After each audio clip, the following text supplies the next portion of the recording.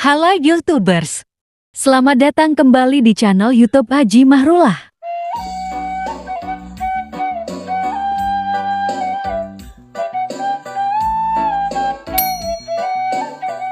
Kupas Tuntas kali ini akan membahas sejarah singkat objek wisata religi Situ Lengkong Panjalu. Yuk simak video ini sampai akhir dan jangan lupa untuk menekan like dan subscribe-nya. Tentunya masyarakat Jawa Barat sudah pasti mengenal objek wisata religi yang satu ini. Situ Lengkong yang terletak di Kabupaten Ciamis, Kecamatan Panjalu ini sudah sangat populer di kalangan masyarakat Sunda. Dan konon objek wisata religi ini memiliki kisah sejarah yang erat kaitannya dengan penyebaran agama Islam di Nusantara. Berikut selengkapnya, simak sampai akhir video ini ya. Situ Lengkong Panjalu adalah sebuah danau seluas 57,95 hektar dengan pulau di tengahnya seluas 9,25 hektar bernama Nusa Gede. Di Pulau Nusa Gede terdapat hutan lindung beserta peninggalan purbakala.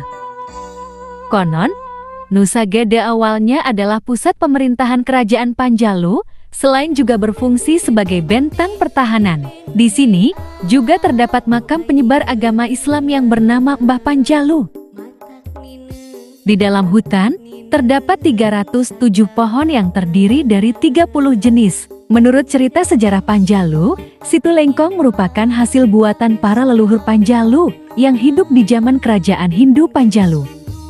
Konon pada awal abad ke-7, seorang raja Panjalu menginginkan putra mahkotanya memiliki ilmu yang paling ampuh dan paling sempurna. Maka berangkatlah sang putra mahkota yang bernama Borosngora menuju ke suatu tempat dan berakhir di tanah suci Mekah. Di sanalah tujuannya tercapai, yaitu mempelajari dan memperdalam agama Islam dan membaca 2 kalimat syahadat.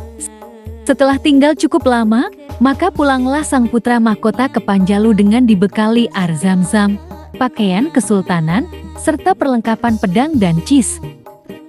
Di Panjalu, tugas utamanya adalah menjadi raja Islam dan sekaligus mengislamkan rakyatnya. Beliau kemudian menjadi Raja Panjalu menggantikan ayahnya dengan gelar Sang Hyang Borosngora. Mulai saat itulah kerajaan Panjalu berubah dari kerajaan Hindu menjadi kerajaan Islam.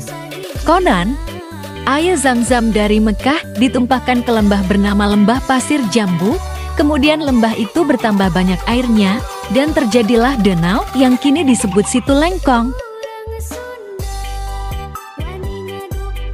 Begitulah kurang lebih kisah singkatnya, terbentuknya Situ Lengkong Panjalu. Hey!